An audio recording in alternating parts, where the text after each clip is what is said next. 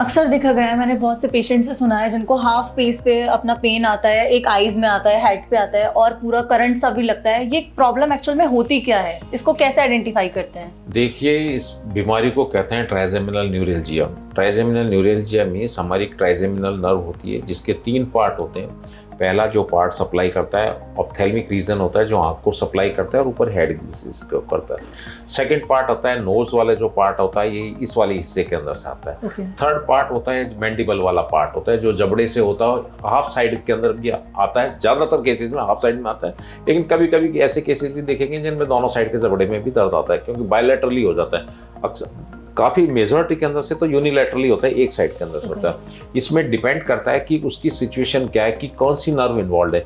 यदि ophthalmic nerve है तो आँख के अंदर से दिक्कत आएगी, उसको लाल हो जाना, आंसू आना, जलन होना, दर्द होना, आंखों के अंदर से जैसे सुई सी चुभना, नाक के अंदर से नाक का बंद हो जाना, नाक में स्टफीनेस आ जाना, किसी ने कुछ अंदर डाल दिया हो, बंद हो गया पूरा।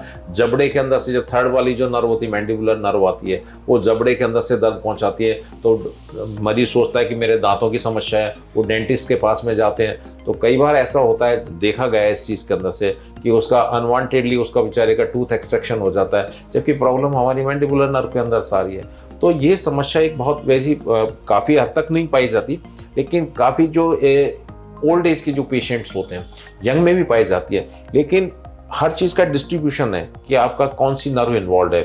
किसी में एक नर्व होती है, किसी में 2 नर्व होती है, किसी केसेस के अंदर से 3 नर्व में इन्वॉल्वमेंट हो जाता है। और ये हम कैसे पता लगाएंगे किस नर्व में प्रॉब्लम आ रहा है? उसके लिए आपको पहले मरीज का क्लिनिकली इवेल्युएशन करें, उसके क्लिनिकली प्रेजेंटेशन करें कि उसकी हिस्ट्री क्या कह रही है, कितने टाइम से हो रहा है, क्या क्या ड्यूरेशन आ रहा है, उसका प्रेजेंटेशन कैसे आ रहा है, उसको बिजली के से झटके महसूस हो रहे हैं, उसको बर्निंग सेंसेशन महसूस हो रहे हैं, वो क्लिनिकली अपने आप को एक्सप्लेन कर देगा। और उसके बाद में आपकी रेडियोलॉजिकल इन्वेस्टिगेशन होती है, आपकी MRI होती है, आपका CT स्कैन होता है, आपकी नर्व कंडक्शन स्टडीज़ होती हैं। उन स्टडीज़ को देख के हम असेस कर लेते हैं। जो डॉक्टर होता है, आपका न्यूरोलॉजिस्ट होता है, पेन फिजिशियन होता है, न्यूरोसर्जन होता है, वो सब चीज़ें, वो इस चीज़ के एक्सपर्ट होते हैं नसों के लिए। तो वो सबको एक्सेस कर लेता है और उसके देखने के बाद में बता देता है कि ये आपकी इस लेवल का हमारा इन्वॉल्वमेंट आ रहा है। क्या क्या पॉसिबल ट्रीटमेंट है कि हम इस प्रॉब्लम का बिना किसी ऑपरेशन के इलाज कर सकते हैं?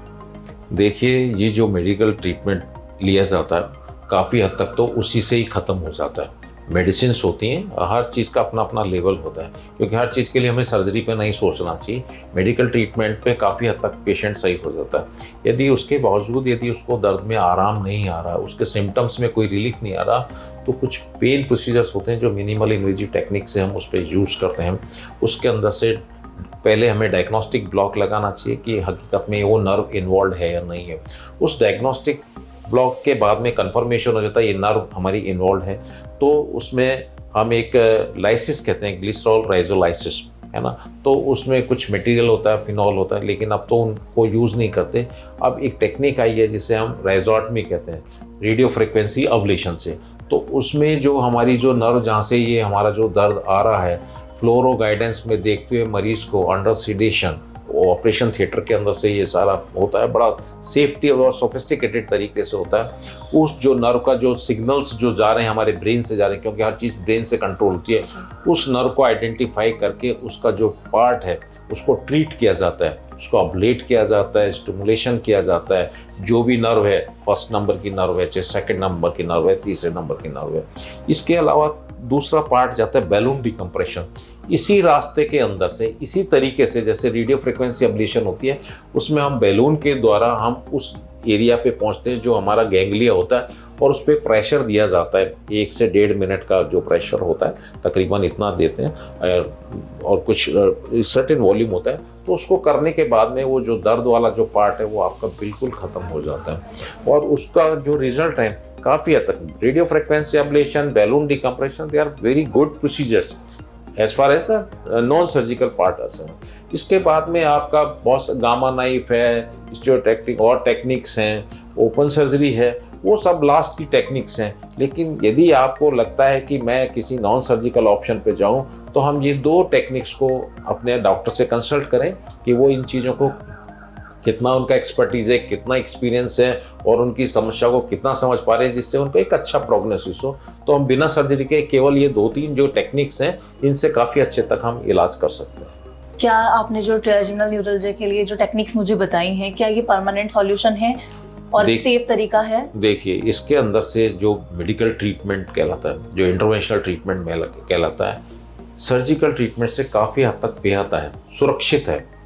ये डिपेंड करता है कि डॉक्टर की एक्सपर्टीज़ क्या है और उसका एक्सपीरियंस क्या है।